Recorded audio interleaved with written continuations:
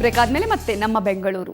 ನಿಮಗೆ ಪದವಿ ಅಥವಾ ಸ್ನಾತಕೋತ್ತರ ಪದವಿಯಲ್ಲಿ 15% ಕಡಿಮೆ ಅಂಕ ಬಂದು ಮರುಮೌಲ್ಯಮಾಪನ ಸಾಧ್ಯ ಆಗ್ತಾ ಇಲ್ವಾ? ಯೋಚನೆ ಮಾಡಬೇಡಿ. ಇನ್ನು ಮುಂದೆ ನೀವು 0 ಅಂಕ ಗಳಿಸಿದ್ರೂ ನಿಮ್ಮ ಉತ್ತರ ಪತ್ರಿಕೆಯನ್ನು ಬೆಂಗಳೂರು ವಿವಿ ಮರುಮೌಲ್ಯಮಾಪನ ಮಾಡುತ್ತೆ.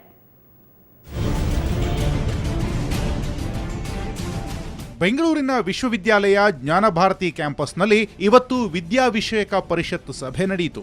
ಈ ವೇಳೆ ಹಲವು ಮಹತ್ವದ ನಿರ್ಣಯಗಳನ್ನು ತೆಗೆದುಕೊಳ್ಳಲಾಯಿತು. ಮುಖ್ಯವಾಗಿ ಪದವಿ ಅಥವಾ ಸ್ನಾತಕೋತ್ತರ ಪದವಿಯಲ್ಲಿ 15% ಕಡಿಮೆ ಅಂಕ ಪಡೆದಿದ್ರೂ ಅವರ ಉತ್ತರ ಪತ್ರಿಕೆಗಳನ್ನು ಮರುಮೌಲ್ಯಮಾಪನ ಮಾಡಲು ವಿವಿ ತೀರ್ಮಾನಿಸಿದೆ. ಈ ಸಂಬಂಧ ಕರ್ನಾಟಕ ವಿಶ್ವವಿದ್ಯಾಲಯ ಕಾಯ್ದೆಯಲ್ಲಿದ್ದ ಪರೀಕ್ಷಾ ಸುಗ್ರೀವಾಜ್ಞೆಯನ್ನೇ ರದ್ದು ಮಾಡಲಾಗಿದೆ. ಈ 2012-13 ಸಾಲಿನ ವಾರ್ಷಿಕ ಲೆಕ್ಕಪತ್ರವನ್ನು ಪರಿಶೀಲನೆ ಮಾಡುವ ಬಗ್ಗೆ ಅದನ್ನು ಪರಿಶೀಲನೆ ಮಾಡಿ ಒಪ್ಕೊಳ್ಳಲಾಗಿದೆ. ಇದರ ಜೊತೆಗೆ ಕೆಲವು ಕಾಲೇಜನ್ನು ಡಿಸಫಿಲಿಯೇಟ್ ಮಾಡಬೇಕಂತ ನಾವು ಸೋಕಾಸ್ಟ್ ನೋಟಿಸ್ ಕೊಟ್ಟಿದ್ವಿ. ಅದರಲ್ಲಿ 3 ಕಾಲೇಜು ಆ ಸೋಕಾಸ್ಟ್ ನೋಟಿಸ್ಗೆ ಉತ್ತರನೇ ಮಾಡಿರಲಿಲ್ಲ. ಕೆಲವು ಕಾಲೇಜುಗಳು ಉತ್ತರಿಸಿದ್ವು. 2013-14 ಸಾಲಿಗೆ 16 BEd ಕಾಲೇಜ್ಗೆ ಸಂಯೋಜನೆ ನವೀಕರಣ ಮಾಡಲು ಒಪ್ಪಲಾಗಿದೆ. ಅಲ್ಲದೆ Hamsalekha Desi college, Dhanvantari college of management ಸೇರಿದಂತೆ 11 ಪದವಿ ಕಾಲೇಜುಗಳ ಸಂಯೋಜನೆ ರದ್ದುಪಡಿಸಲು ಸಭೆ ತೀರ್ಮಾನಿಸಿದೆ. ಇನ್ನು ವಿವಿಧ ವಿವಿಗಳಲ್ಲಿ ಆಂತರಿಕ ಪರೀಕ್ಷೆಯ ಅಂಕಗಳಲ್ಲಿ ಇದ್ದ ವ್ಯತ್ಯಾಸವನ್ನು ತೊಲಗಿಸಿ ಏಕರೂಪದ ಅಂಕ ಪದ್ಧತಿ ಜಾರಿಗೆ ಸಮಿತಿ ರಚಿಸಲು ತೀರ್ಮಾನಿಸಲಾಗಿದೆ. ಒಟ್ನಲ್ಲಿ ವಿವಿ ಪದವಿ ಮತ್ತು ಸ್ನಾತಕೋತ್ತರ ವಿದ್ಯಾರ್ಥಿಗಳಿಗೆ 15% ಅಂಕ ಮಿತಿ ದೂರವಾಗಿರೋದು ಖುಷಿ ತಂದಿದೆ. ಬೆಂಗಳೂರಿನಿಂದ ಕ್ಯಾಮರಾಮನ್ ಪ್ರಸಾದ್ ಜೊತೆ ಮಸೂದ್ ದೊಡ್ಡಬಾಗಿಲು, ಸುವರ್ಣ ನ್ಯೂಸ್.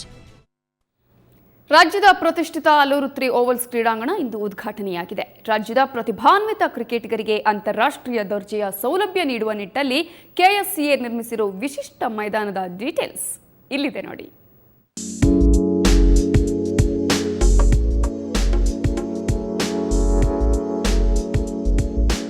ಜಗತ್ತಿನಲ್ಲಿಯೇ ಅತ್ಯಂತ ವಿಶಿಷ್ಟವಾದ ತ್ರಿವಳಿ ಮೈದಾನವನ್ನು ಇಂದು ಬೆಂಗಳೂರು ಹೊರವಲಯದ ಆಲೂರಿನಲ್ಲಿ ಉದ್ಘಾಟಿಸಲಾಯಿತು. ಕೆಎಸ್ಸಿಎ ಒಡೆತನದ ಈ ಮೈದಾನ ವಿಶ್ವದಲ್ಲಿಯೇ ಅತ್ಯಂತ ವಿಶೇಷ ಕ್ರೀಡಾಂಗಣ. ಒಂದೇ ಸ್ಥಳದಲ್ಲಿ ಅಂತಾರಾಷ್ಟ್ರೀಯ ಗುಣಮಟ್ಟದ 3 ಕ್ರಿಕೆಟ್ ಮೈದಾನವಿರುವ ಜಗತ್ತಿನ ಏಕೈಕ ಸ್ಥಳ ಇದಾಗಿದ್ದು, ಅನೇಕ ಮಾಜಿ ಹಾಲಿ ಕ್ರಿಕೆಟಿಗರು ಈ ಸಮಾವೇಶಕ್ಕೆ ಸಾಕ್ಷಿಯಾದರು. ಆಲೂರಿನಲ್ಲಿರುವ 3 ಓವಲ್ಸ್ ಮೈದಾನವನ್ನ ಕೆಎಸ್ಸಿಎ ಮಾಜಿ ಅಧ್ಯಕ್ಷ ಕೆಎಂ ರಾಮ್ ಪ್ರಸಾದ್ ಉದ್ಘಾಟಿಸಿದರು. ಈ 3 ಓವಲ್ ಅಂದರೆ ಲಂಡನ್ನಲ್ಲಿ ಒಂದಿರ್ಬೋದು, ಇಲ್ಲಿ ಬೆಂಗಳೂರಲ್ಲಿ ನಮ್ಮಲ್ಲಿ 3 ಓವಲ್ ಇದೆ. ಈ ಒಂದು ಫೆಸಿಲಿಟಿಗೆ ಇಲ್ಲಿ ಜಾಗ ಇತ್ತು, ಆದರೆ ಯಾವುದೇ ಕ್ರಿಕೆಟ್ ಅಸೋಸಿಯೇಷನ್ಗೆ ಜಾಗನ ನಾವು ಈ ಥರ ಒಂದು ಮ್ಯಾಚ್ ಆಡಲಿಕ್ಕೆ ಹಾಗೂ ಹುಡುಗರಿಗೆಲ್ಲ ಈ ನೆಟ್ಸ್ ಅನುಕೂಲಗಳು ಮಾಡಿದ್ದು ನಮ್ಗೆ ತುಂಬ ಸಂತೋಷ ಆಗುತ್ತೆ. ಆಟಗಾರರಿಗೆ 20 ಪ್ರಾಕ್ಟೀಸ್ ಪಿಚ್, ಏಕಕಾಲದಲ್ಲಿ 3 ಕಡೆ ಪಂದ್ಯ ನಡೆಸುವಂತಹ ಸೌಲಭ್ಯ ಒದಗಿಸಲಾಗಿದೆ. ಕರ್ನಾಟಕ ಕ್ರಿಕೆಟ್ ಅಸೋಸಿಯೇಷನ್ನ ಅದ್ಭುತ ಸಾಧನೆ ಇದು ಎಂದು ಮಾಜಿ ಕ್ರಿಕೆಟಿಗ ಶ್ರೀನಾಥ್ ನುಡಿದರು. ಮಾಜಿ ಆಟಗಾರರಾದ ಬಿಎಸ್ ಚಂದ್ರಶೇಖರ್, ಎರಪಳ್ಳಿ ಪ್ರಸನ್ನ ಮತ್ತು ಸೈಯದ್ ಕಿರ್ಮಾನಿ ಸೇರಿದಂತೆ ಅನೇಕ ಮಾಜಿ ರಣಜಿ ಆಟಗಾರರು ಉಪಸ್ಥಿತರಿದ್ದರು. ಬೆಂಗಳೂರಿನಿಂದ ಕ್ಯಾಮರಾಮನ್ ಮಂಜು ಜೊತೆ ರವಿ ಎಸ್, ಸುವರ್ಣ ನ್ಯೂಸ್.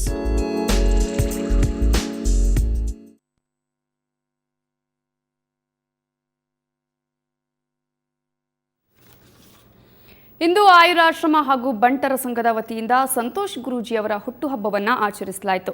ಬೆಂಗಳೂರಿನ ವಿಜಯನಗರದ ಬಂಟರ್ ಸಂಘ ಆವರಣದ ಕಾರ್ಯಕ್ರಮದಲ್ಲಿ ಆಯೋಜಿಸಲಾಗಿತ್ತು. ಇದೇ ವೇಳೆ ರಕ್ತದಾನ ಶಿಬಿರ ಹಾಗೂ ಹಳೆ ನಾಣ್ಯಗಳ ಪ್ರದರ್ಶನವನ್ನು ಏರ್ಪಡಿಸಲಾಗಿತ್ತು.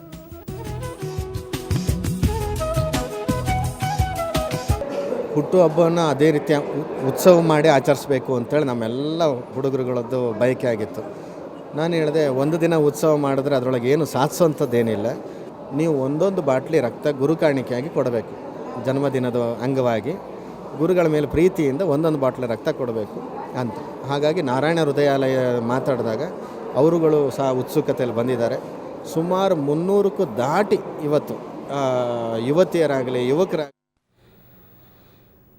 ಇನ್ನು ಶ್ರೀ ಸಾಯಿ ಗೋಲ್ಡ್ ಪ್ಯಾಲೇಸ್ನ ಇವತ್ತಿನ ಚಿನ್ನದ ದರವನ್ನು